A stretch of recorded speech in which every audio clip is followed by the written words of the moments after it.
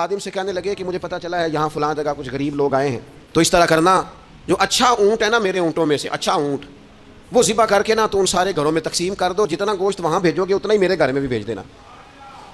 آپ کا وہ خادم کہتا ہے میں نے اپنی سمجھ کے مطابق اچھا اونٹ ذبح کر کے گوشت بنا کے میں نے بانٹا، اور میں نے اس طرح کیا کہ وہ حضرت ابو ذر غفاری کے گھر بھی اتنا ہی گوشت بھیجا جتنا تمام غربا کے یہاں میں نے بانٹا تھا۔ شام کو جناب ابو ذر غفاری اپنے اونٹوں کے باڑے میں آئے جہاں باندھا کرتے تھے اپنی حویلی میں، تو آ کے دیکھا کہ وہ سرخ بہترین اونٹ جو سب سے بہترین تھا وہ تو کھڑا ہے۔ تو آپ اپنے خادم سے کہنے لگے میں نے تمہیں کہا تھا جو سب سے اچھا ہے اس کو ذبح کرنا، تو وہ کہنے لگا حضور وہ باقیوں میں سے سب سے اچھا تھا، اس سے ہی تھوڑا سا کمزور تھا، اور یہ تو آپ کی سواری کے لیے ہے نا، یہ تو آپ کے کام آتا ہے، اس پہ تو آپ سفر کرتے ہیں، اس لیے میں نے اسے چھوڑ دیا، اور اس کے بعد جو سب سے اچھا تھا وہ میں نے ذبح کر دیا۔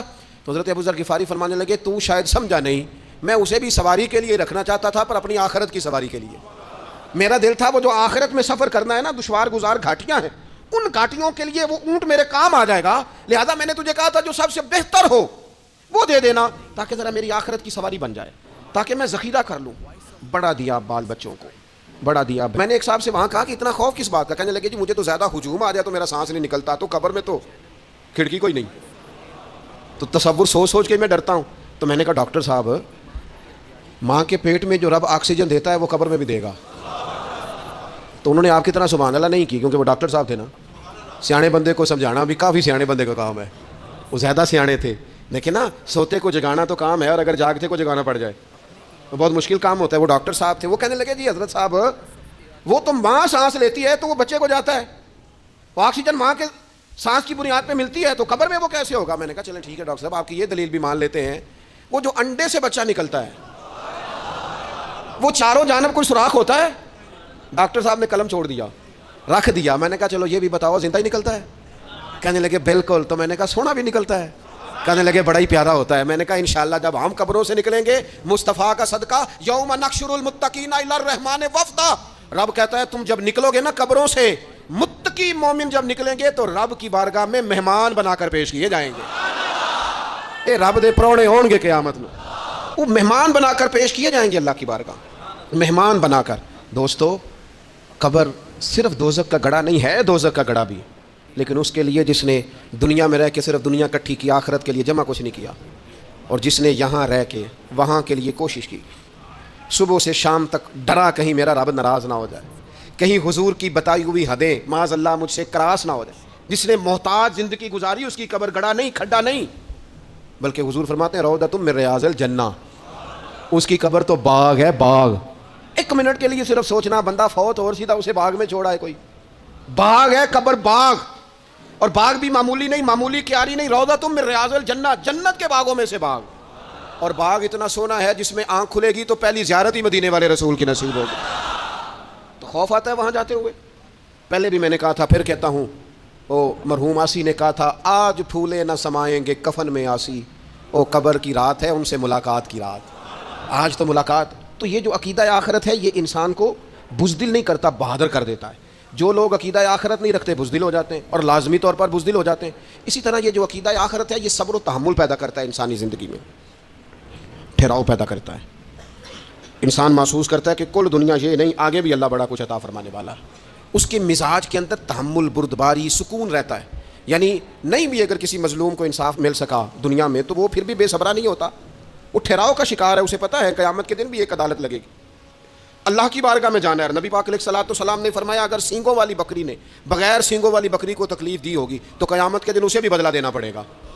تو یہ تحمل پیدا کرتا ہے، انسان کو ایک حوصلہ ہوتا ہے کہ ساری عدالتیں یہاں نہیں، قیامت میں بھی لگنی۔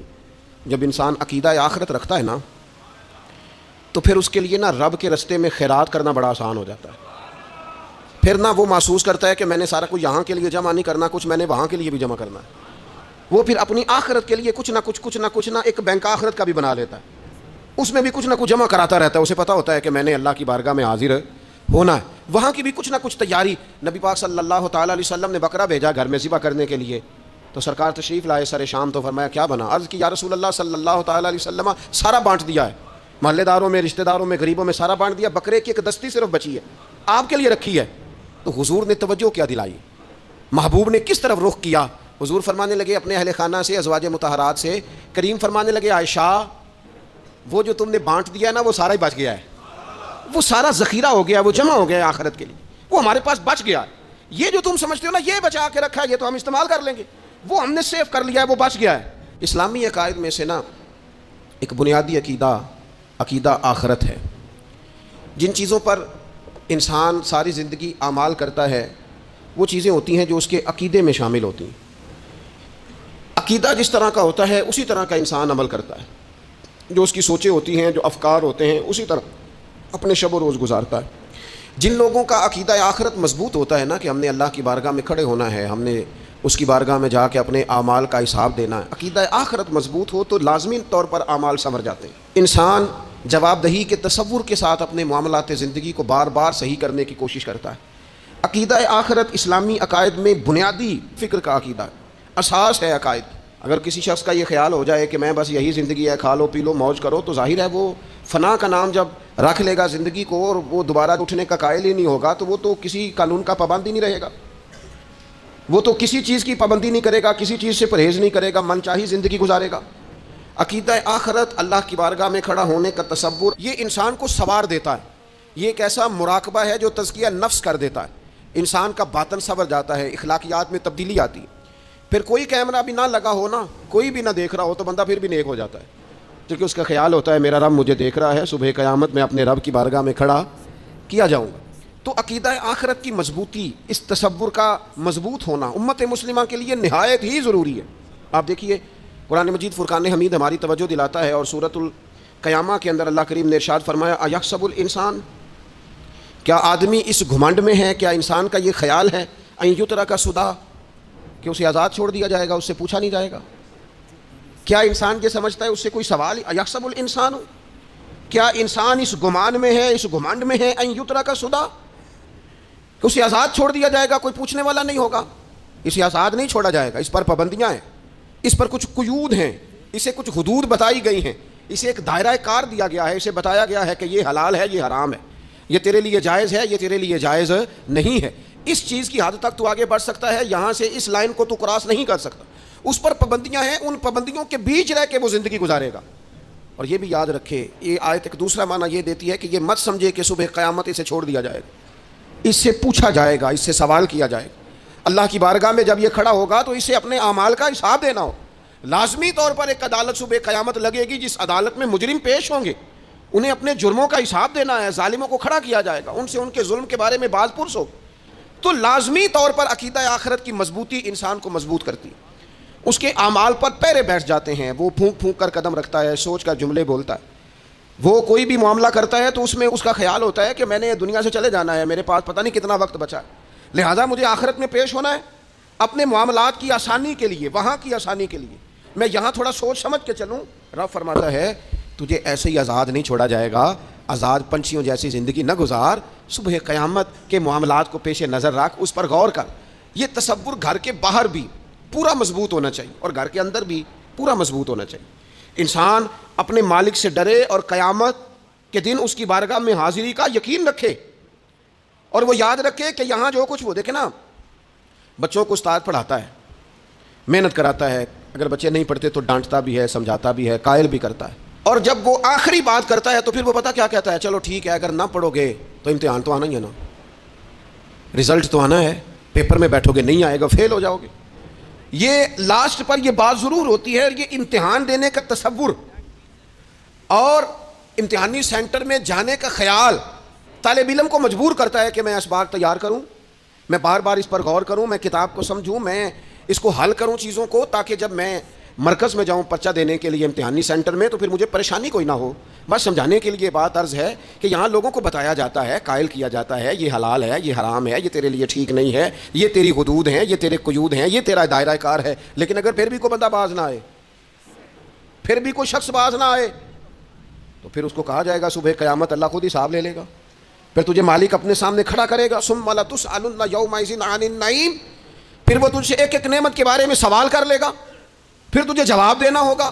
تو اس تصور کو اپنی زندگی میں لاگو کریں کہ ہم نے مرنا ہے، اللہ کی بارگاہ میں جان، اس تصور کو پوری طور پر طاری کریں اپنے ذہنوں میں۔ یہ جو رسمی سی بات ہے نا، پتہ نہیں کب چلے جانا ہے، جو جانے والے ہوتے ہیں ان کی کوئی تیاری بھی ہوتی ہے، جن کو پتہ ہوتا ہے نا وہ رمضان المبارک میں نا کئی دفعہ ایسا ہوتا ہے کہ ٹکٹیں نہیں مل رہی ہوتی ہیں اور عمرے کے ویزے لگ چکے ہوتے ہیں، تو ایجنٹ کہہ دیتے ہیں جانے والوں کو کہ تیاری رکھنا، کسی وقت بھی میرا فون آ جائے گا، تو لوگوں نے بیگ باندھ لیے ہوتے ہیں, سامان تیار کر لیا ہوتا ہے, سارے انتظامات کر کے رکھے. کیوں؟ کہ پتہ نہیں کس وقت بلاوا آ جائے گا. تو روز کہتا ہے پتہ نہیں اللہ کی جانب سے کس وقت بلاوا آ جائے گا. پھر اپنی تیاری بھی تو یار کچھ بتانا, میں بھی بتاؤں آپ بھی بتائیں. پھر ہم اپنے آپ سے یہ بھی تو سوال کریں نا کہ جہاں اچانک جانا پڑے اس کے لیے تیاری ہوتی ہے. ہماری تیاری کیا ہے؟ اگر اچانک جانے پڑے اس کی بارگاہ میں کیا تیاری؟ روز دیکھ رہے ہیں نا, کچھ لوگ روڈ پہ چڑھے تھے پہنچ نہیں سکے, ہاسپٹل گئے تھے پہنچ نہیں سکے, کچھ لوگ کسی فیلڈ میں کام کر رہے تھے ڈگری نہیں مل سکی, جا ہی نہیں سکے, وقت آ گیا. تو اگر وہ ٹائم آ جاتا ہے اس کی بارگاہ میں حاضر ہونا پڑ جاتا ہے. تیاری کیا ہے؟ نبی پاک علیہ الصلوۃ والسلام گھر کے اندر اپنے گھر والوں کی تربیت کے لیے اور تعلیم امت کے لیے ایک دعا مانگتے تھے. حضرت عائشہ صدیقہ کہتی ہیں حضور دعا مانگتے تھے, مشکات میں موجود ہے. کیا دعا تھی؟ اللہم حاسبنی حسابا یسیرا, اے اللہ ذرا حساب آسان کر کے لینا. یہ حضور تعلیم امت کے لیے دعا مانگتے, اللہ حساب ذرا آسان کر کے لیجیے, مالی کرم فرمانا. حضرت عائشہ صدیقہ رضی اللہ تعالیٰ عنہا ارشاد فرماتی ہے میں نے عرض کیا یا رسول اللہ صلی اللہ تعالیٰ علیہ وسلم یہ آسان حساب کا کیا مطلب ہے؟ تو حضور فرمانے لگے عائشہ آسان حساب کا مطلب یہ ہے کہ رب کریم بندے کے نامہ اعمال پر نظر ڈالے گا اور پھر اللہ تبارک و تعالیٰ اس سے درگزر فرما دے گا. یہ آسان حساب ہے. پتہ مالک کو ہے اس نے کیا کیا ہے, پر کریم ہے نا. عدل کریں تے تھر تھر کمبن, اچیاں شانہ والے تے جے فضل کریں تے پھر بخشے جامن میرے جے منہ کالے. نظر کرے گا پھر معاف فرما دے گا. اور حضور فرماتے عائشہ یاد رکھو جس سے اس نے حساب لیا وہ پھر بڑی مشکل میں آ جائے گا, اس کے لیے مشکل ہو. اللہم حاسبنی حسابا یسیرا, اے اللہ تو حساب ذرا آسان کر کے لینا, ذرا آسان کر کے. یہ تعلیم امت کے لیے کہ امت کے دل میں خیال پیدا ہو کہ حساب دینا ہے, تو نے حساب دینا ہے, تو نے اپنے مال کا حساب دینا ہے, تو نے اپنے لفظوں کا حساب دینا ہے, تو نے معاملات کا حساب دینا ہے. تو جس کرسی پہ بیٹھا ہے تو کلرک ہے یا صدر ہے, تو نے اپنی اس نشست کا حساب دینا. تو استاد ہے یا پیر طریقت ہے, تو مؤذن ہے یا خطیب ہے, تو جو بھی ہے تو نے حساب دینا ہے. تجھے تیرے منصب کے بارے میں پوچھا جائے گا, تجھے تیرے عہدے کے بارے میں پوچھا جائے گا, تجھے اپنی ذمہ داریوں کے بارے میں حساب دینا. اللہ کی بارگاہ میں تمہیں جا کے بتانا ہے کہ تم نے کیا اعمال کی. اس تصور کو پکا کریں اپنی. یہ تصور کتنا کو پکا ہونا چاہیے, دنیا کیا ہے اور آخرت کیا ہے. ہمارے ہاں لوگوں نے بہت بڑا لمبا چوڑا دنیا کا تصور بنا لیا, کار جہاں دراز ہے, لمبا تصور, دنیا داری کے لیے لمبی منصوبہ بندی دور دور تک. میں نے یہ کرنا ہے, پھر میں نے یہ کرنا ہے, پھر اس کے بعد انشاءاللہ یہ کر دینا. یہ تو آپ نے 300 سال کی پلاننگ بتا دی ہے, یہ تو 300 سال کی پلاننگ بتائی. کیا بتائیں تجھے اے باپ, کیا کار ہائے نمایاں کر گئے, بی اے کیا, نوکر ہوئے, پینشن ملی, پھر مر گئے. زندگی تو اتنی سی ہے, اتنی لمبی منصوبہ بندی. اس میں آخرت کہاں ہے؟ اس میں اگر کسی مقام پر رب کی بارگاہ میں حاضر ہونا ہے تو وہ کہاں ہے؟ جو مرنے والے لوگ ہوتے ہیں ان کا تو جینا کچھ اور طرح کا ہوتا ہے, جن کو جانا ہوتا ہے ان کا رہنا تو کچھ اور طرح کا ہوتا ہے, جن کو کسی جگہ منتقل ہونا ہوتا ہے, جو عارضی مکانوں میں رہتے ہیں ان کا رہن سہن تو ذرا اور طرح کا ہوتا ہے. لیکن جو ہمارا انداز ہے, جو ہمارا رہن سہن ہے, جو ہمارا طریقہ کار ہے, وہ تو مستقل رہنے کا ہے. وہ تو لگتا ہے کہ کبھی چھوڑنے والے نہیں ہیں. اس میں تو کوئی ایسی چیز نظر نہیں آتی کہ جس میں ہم محسوس کریں کہ ہم نے چھوڑ کے جانا ہے. لیکن نبی پاک علیہ السلام نے جس دنیا کو ہم بہت بڑی دنیا سمجھتے ہیں, حضور نے اس کی مثال کیا دی. صحیح مسلم کی حدیث ہے, دیکھیں کتنا کھول کر اور کتنا آسان کر کے رسول پاک ہمیں بات سمجھاتے ہیں. دنیا کیا ہے, آخرت کیا ہے, یہ والی زندگی کیا ہے, آخرت کی زندگی کیا, بالکل کھول کر واضح کر کے نبی پاک علیہ الصلوۃ والسلام فرمانے لگے دنیا اور آخرت کی مثال اس طرح ہے جس طرح دریا بہ رہا ہو اور کوئی آدمی اس میں انگلی ڈبوئے, جتنا پانی اس کی انگلی کو لگ گیا یہ دنیا ہے, اور جو باقی ٹھاٹھے مارتا دریا پیچھے ہے, سمندر پیچھے ہے, وہ سارا آخرت ہے. یہ اتنی سی دنیا ہے, یہ صحیح مسلم میں موجود ہے. اتنی سی دنیا کے لیے اتنے پاپڑ بیلنا, اتنی سی دنیا کے لیے اتنے ظلم کرنا, اتنی سی دنیا کے لیے اتنے حق ضائع کرنا, اتنی سی دنیا کے لیے اتنے لوگوں کے دل توڑنا, اتنے حقوق پہ ڈھاکہ ڈالنا, اتنا جبر کرنا, لوگوں کا مال کھانا, لوگوں کو تکلیف دینا, عزتیں اچھالنا, اتنی سی دنیا کے لیے. حضور فرمانے لگے اتنی سی ہے یہ دنیا, جتنا انگلی کو پانی لگ گیا ہے وہ جنت, جو نری جنت نہیں خدا کا فضل ہے, جو اللہ کی عطا ہے اپنے بندوں کے لیے. میرے کریم فرمانے لگے اس جنت میں وہ نعمتیں ہیں نہ کسی آنکھ نے دیکھی, نہ کسی کان نے سنی, نہ تمہارے دل پر کبھی خیال ہی گزرا ہوگا کہ ہمارا رب ہمیں یہ عطا فرمانے والا ہے. تھوڑا سا نا 24 گھنٹوں میں کچھ ٹائم اپنی آخرت کے لیے, اپنے سارے معاملات کو مرتب کرتے ہوئے کچھ زندگی کے کام اپنی آخرت کے لیے. آپ یقین کریں بچوں سے لے کر بڑوں تک, ان پڑھ سے لے کر پڑھے لکھے تک, ہم نے جس کو اپنے مزاج کے مطابق کم فہم سمجھا اس سے لے کر دانشور تک دوڑ لگ گئی دنیا جمع کرنے کی. وہ ایک سوچ حضرت سلطان باہو رحمۃ اللہ علیہ فرمانے لگے، ہزاروں لوگ ان کی خدمت میں آیا کرتے تھے تو کہتے ہیں رابطہ طالب کوئی نہیں ملیا، یہ جو ملے ہے طالب زردہ ہو، یہ تو دعا کرانے آئے ہیں کہ میرا کاروبار نہیں چلتا، یہ تو دعا کرانے آئے ہیں کہ جناب وہ میرا جو ہے وہ فلانا کیس الجھ گیا، رابطہ طالب کوئی نہ ملے۔ کوئی ایسا تو آتا جو کہتا میری اس سے ملاقات کرا دے، کوئی طریقہ بتائیں مالک معرفت کیسے دیتا ہے، کوئی تو ایسا آتا جو کہتا کہ آؤ نہ کچھ باتیں درد کی کریں، کچھ عشق رسول کی تم کرو، کچھ محبت مصطفیٰ کی میں کروں۔ کچھ ایسے آتے جو کہتے آؤ نہ کوئی ذکر چھیڑے صدیق اکبر کا، کوئی بات کریں سیدنا فاروق اعظم کی، کچھ تذکرے ہو جائیں عثمان غنی کے، تھوڑی دیر ہو نہ جائے مولا علی کا تذکرہ۔ کچھ لوگ ہوتے نا ایسے جو اس طرح کے ہوتے، لیکن وہ ہر وقت دنیا داری، ہر وقت اچھا کہیں اکتاتے بھی ہیں نا، تھک گئے کاروبار کر کر کے، کہیں اکتاتے بھی ہیں تو کرتے کیا ہیں، سیر کرنے چلے جاتے ہیں۔ میں جی بور ہو گیا ہوں کام کرتے کرتے، چلو میں اب ٹھنڈے علاقے میں چلتا ہوں۔ کبھی تو ایسا ہوگا تو کہے میں نے بچوں کو بھی وقت دیا ہے، دوستوں کو بھی دیا ہے، یاروں کو بھی دیا ہے، صحت کو بھی دیا ہے، میں نے ٹائم اپنے شوق کو بھی دیا ہے، اب میں کسی کو ٹائم نہیں دوں گا، یہ چند گھنٹے میں صرف رب رسول کی بارگاہ میں حاضری دوں گا۔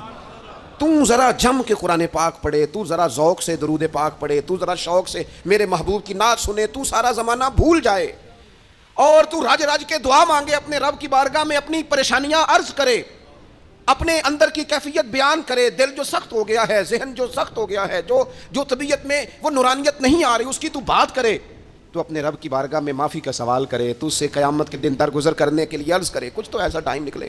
لیکن دوستو ہم تو بالکل الجھتے ہی جا رہے ہیں، وہ معاملات زندگی ہیں کہ ختم ہی نہیں ہو رہے، شوق ہیں کہ ختم ہی نہیں ہو رہے، باتیں ہیں کہ بڑھتی چلی جا رہی ہیں۔ دور گزر گیا جب لوگ کہتے تھے کہ کوئی درود پاک بتائیں جس سے سرکار راضی ہو، ایک کی مسئلہ ہے کام نہیں چلتا۔ ایک صاحب آئے، کام نہیں چلتا، میں نے کہا سورہ واقعہ پڑھا کریں، کہتے ہیں حضرت میں بڑی دیر سے پڑھ رہا ہوں۔ میں نے کہا چلیں کوئی صدقات دے کے دیکھ لیں، کہنے لگے بڑی دیر سے دے رہا ہوں۔ میں نے انہیں ایک اور وظیفہ بتایا، کہنے لگے یہ بھی مجھے کسی نے بتایا تھا، بڑی دیر سے کر رہا ہوں۔ تو میں نے انہیں کہا پھر میری ایک ناقص رائے یہ ہے کہ سارا کچھ کرنے کے بعد اگر ابھی تک پھر بھی آپ سمجھ رہے ہیں نا آپ کی مرضی کے مطابق آپ پر دروازے نہیں کھل رہے، پھر آپ صبر کریں، جو میرا رب چاہتا ہے اس پہ راضی رہ کے دیکھیں، ذرا راضی رہ کے دیکھیں، پھر دیکھیں کہ مالک کا فیصلہ کیا ہے۔ وہ آپ کے حق میں کوئی رحمت والا فیصلہ ہی فرمائے گا، پھر ذرا انتظار کر کے دیکھیں، پھر ذرا صبر کر کے دیکھیں۔ پھر وہ کہتا ہے وبشر الصابرین، محبوب جی جنہوں نے صبر کیا ہے انہیں میری رحمت کی خوشخبری سنا دو۔ پھر وہ کہتا ہے باقیوں کے پاس مال ہوگا، دولت ہوگی، اقتدار ہوگا، بڑا کچھ ہوگا، ان اللہ مع الصابرین، صبر کرنے والوں کے ساتھ رب کریم ہوگا۔ پھر ذرا ٹھہر ہی جائیں، پھر تھوڑا حوصلہ ہی کر لیں، پھر اس کے فیصلے کا ذرا انتظار کر کے دیکھیں۔ ہم نا من چاہیے زندگی کے پیچھے پریشان ہیں اپنی آخرت کے، اور آخرت کرتی کیا ہے؟ جب آپ کا آخرت پر یقین پکا ہو جاتا ہے نا، پھر لازمی طور پر انسان کے اعمال سنورتے ہیں۔ آپ یقین کریں سنورتے ہیں، 100% سنورتے ہیں۔ آپ آخرت پر جتنا یقین، حضرت عمر کا آخرت پر یقین پکا تھا نا، دنیا میں مکان ہی کوئی نہیں بنایا، پکا تھا۔ سیدنا مولا علی شیر خدا امیر المومنین بھی ہو گئے تو طامت پھر بھی پھٹی ہوئی تھی، پکا یقین تھا نا کہ اللہ نے ہمارے لیے آگے بڑی نعمتیں تیار کی ہوئی ہیں۔ حضور نے آ کے فرمایا تھا نا کہ عمر میں تیرا گھر دیکھ آیا ہوں جنت میں، یقین پکا تھا نا بڑا کچھ ملنے والا ہے۔ تو جن لوگوں کا پکا ہونا کہ میرا دیس میں گھر ہے، وہ پردیس میں بلڈنگیں نہیں بنایا کرتے، ان کو پتا تھا کہ ہمارے دیس میں گھر بنے ہوئے ہیں، لہٰذا یہاں وہ کسی پریشانی کا شکار۔ اور دوسرا، جب بندے کا آخرت پر یقین پکا ہو جاتا ہے نا، ایک بات آپ نے ضرور ذہن میں رکھنی ہے، ہمارے محدثین نے لکھا ہے جس بندے کا صرف دنیا داری میں جینے کا مزاج ہو جاتا ہے نا، وہ بزدل ہو جاتا ہے، اور جس کا خیال ہوتا ہے نا زندگی عارضی ہے، صبح قیامت دوبارہ اٹھوں گا، وہ بندہ بہادر ہو جاتا ہے۔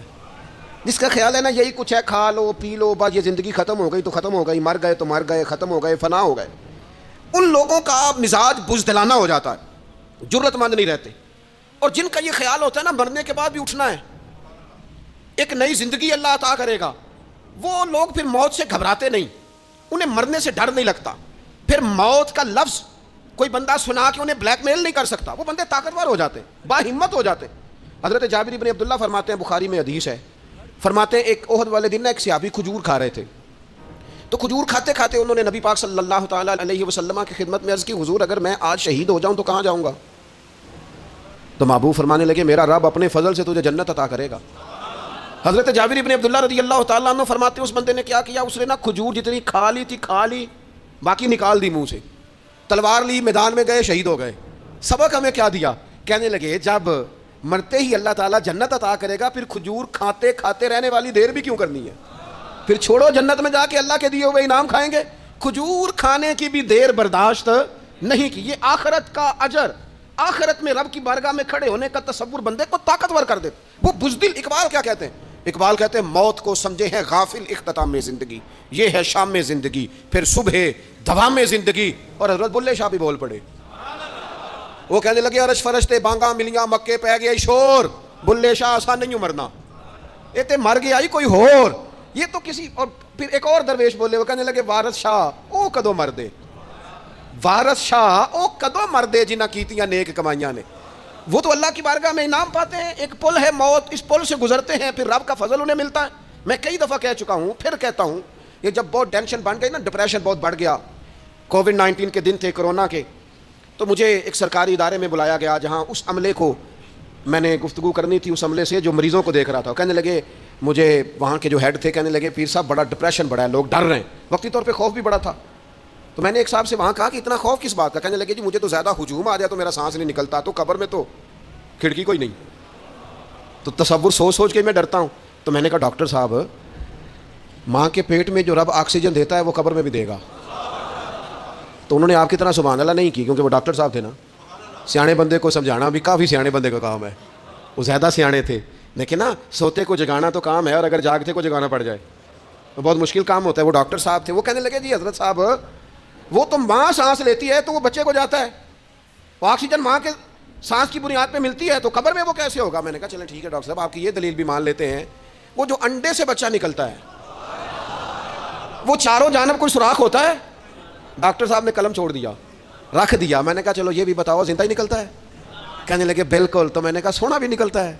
کہنے لگے بڑا ہی پیارا ہوتا ہے. میں نے کہا انشاءاللہ جب ہم قبروں سے نکلیں گے، مصطفیٰ کا صدقہ، یوم نحشر المتقین الی الرحمن وفدا، رب کہتا ہے تم جب نکلو گے نا قبروں سے، متقی مومن جب نکلیں گے تو رب کی بارگاہ میں مہمان بنا کر پیش کیے جائیں گے.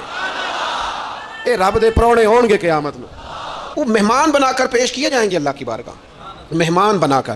دوستو، قبر صرف دوزخ کا گڑھا نہیں ہے، دوزخ کا گڑھا بھی، لیکن اس کے لیے جس نے دنیا میں رہ کے صرف دنیا کٹھی کی، آخرت کے لیے جمع کچھ نہیں کیا، اور جس نے یہاں رہ کے وہاں کے لیے کوشش کی، صبح سے شام تک ڈرا کہیں میرا رب ناراض نہ ہو جائے، کہیں حضور کی بتائی ہوئی حدیں معاذ اللہ مجھ سے کراس نہ ہو جائے. جس نے محتاج زندگی گزاری، اس کی قبر گڑھا نہیں، کھڈا نہیں، بلکہ حضور فرماتے ہیں روضۃ من ریاض الجنہ، اس کی قبر تو باغ ہے، باغ. ایک منٹ کے لیے صرف سوچنا، بندہ فوت اور سیدھا اسے باغ میں چھوڑا ہے کوئی، باغ ہے قبر، باغ. اور باغ بھی معمولی نہیں، معمولی کیاری نہیں، روضۃ من ریاض الجنہ، جنت کے باغوں میں سے باغ. اور باغ اتنا سونا ہے جس میں آنکھ کھلے گی تو پہلی زیارت ہی مدینے والے رسول کی نصیب ہوگی. تو خوف آتا ہے وہاں جاتے ہوئے. پہلے بھی میں نے کہا تھا، پھر کہتا ہوں، او مرحوم آسی نے کہا تھا آج پھولے نہ سمائیں گے کفن میں آسی، او قبر کی رات ہے ان سے ملاقات کی رات، آج تو ملاقات. تو یہ جو عقیدہ آخرت ہے یہ انسان کو بزدل نہیں کرتا، بہادر کر دیتا ہے. جو لوگ عقیدہ آخرت نہیں رکھتے بزدل ہو جاتے ہیں، اور لازمی طور پر بزدل ہو جاتے ہیں. اسی طرح یہ جو عقیدہ آخرت ہے یہ صبر و تحمل پیدا کرتا ہے انسانی زندگی میں، ٹھہراؤ پیدا کرتا ہے. انسان محسوس کرتا ہے کہ کل دنیا یہ نہیں، آگے بھی اللہ بڑا کچھ عطا فرمانے والا ہے. اس کے مزاج کے اندر تحمل، بردباری، سکون رہتا ہے. یعنی نہیں بھی اگر کسی مظلوم کو انصاف مل سکا دنیا میں تو وہ پھر بھی بے صبرا نہیں ہوتا، وہ ٹھہراؤ کا شکار ہے. اسے پتہ ہے قیامت کے دن بھی ایک عدالت لگے گی، اللہ کی بارگاہ میں جانا ہے. نبی پاک علیہ الصلوۃ والسلام نے فرمایا اگر سینگوں والی بکری نے بغیر سینگوں والی بکری کو تکلیف دی ہوگی تو قیامت کے دن اسے بھی بدلہ دینا پڑے گا. تو یہ تحمل پیدا کرتا ہے انسان کو، ایک حوصلہ ہوتا ہے کہ ساری عدالتیں یہاں نہیں، قیامت میں بھی لگنی. جب انسان عقیدہ آخرت رکھتا ہے نا تو پھر اس کے لیے نا رب کے رستے میں خیرات کرنا بڑا آسان ہو جاتا ہے. پھر نہ وہ محسوس کرتا ہے کہ میں نے سارا کچھ یہاں کے لیے جمع نہیں کرنا، کچھ میں نے وہاں کے لیے بھی جمع کرنا ہے. وہ پھر اپنی آخرت کے لیے کچھ نہ ایک بینک آخرت کا بھی بنا لیتا ہے، اس میں بھی کچھ نہ کچھ جمع کراتا رہتا ہے. اسے پتہ ہوتا ہے کہ میں نے اللہ کی بارگاہ میں حاضر ہونا ہے، وہاں کی بھی کچھ نہ کچھ تیاری. نبی پاک صلی اللہ تعالیٰ علیہ وسلم نے بکرا بھیجا گھر میں ذبح کرنے کے لیے، تو سرکار تشریف لائے سر شام، تو فرمایا کیا بنا؟ عرض کی یا رسول اللہ صلی اللہ تعالیٰ علیہ وسلم سارا بانٹ دیا ہے، محلے داروں میں، رشتہ داروں میں، غریبوں میں سارا بانٹ دیا، بکرے کی ایک دستی صرف بچی ہے آپ کے لیے رکھی ہے. تو حضور نے توجہ کیا دلائی، محبوب نے کس طرف رخ کیا؟ حضور فرمانے لگے اپنے اہل خانہ سے، ازواج مطہرات سے، کریم فرمانے لگے عائشہ وہ جو تم نے بانٹ دیا ہے نا وہ سارا ہی بچ گیا ہے، وہ سارا ذخیرہ ہو گیا، وہ جمع ہو گیا آخرت کے لیے، وہ ہمارے پاس بچ گیا. یہ جو تم سمجھتے ہو نا یہ بچا کے رکھا ہے یہ تو ہم استعمال کر لیں گے، وہ ہم نے سیو کر لیا ہے، وہ بچ گیا ہے.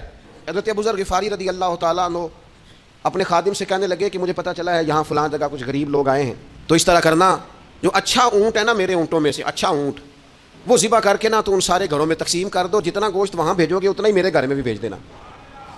آپ کا وہ خادم کہتا ہے میں نے اپنی سمجھ کے مطابق اچھا اونٹ ذبح کر کے گوشت بنا کے میں نے بانٹا، اور میں نے اس طرح کیا کہ وہ حضرت ابو ذر غفاری کے گھر بھی اتنا ہی گوشت بھیجا جتنا تمام غربا کے یہاں میں نے بانٹا تھا۔ شام کو جناب ابو ذر غفاری اپنے اونٹوں کے باڑے میں آئے جہاں باندھا کرتے تھے اپنی حویلی میں، تو آ کے دیکھا کہ وہ سرخ بہترین اونٹ جو سب سے بہترین تھا وہ تو کھڑا ہے۔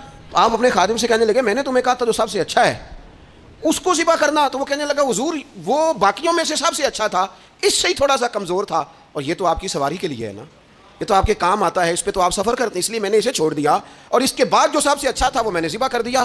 تو حضرت ابو ذر غفاری فرمانے لگے تو شاید سمجھا نہیں، میں اسے بھی سواری کے لیے رکھنا چاہتا تھا پر اپنی آخرت کی سواری کے لیے۔ میرا دل تھا وہ جو آخرت میں سفر کرنا ہے نا، دشوار گزار گھاٹیاں ہیں، ان گھاٹیوں کے لیے وہ اونٹ میرے کام آ جائے گا، لہذا میں نے تجھے کہا تھا جو سب سے بہتر ہو وہ دے دینا تاکہ ذرا میری آخرت کی سواری بن جائے، تاکہ میں ذخیرہ کر لوں۔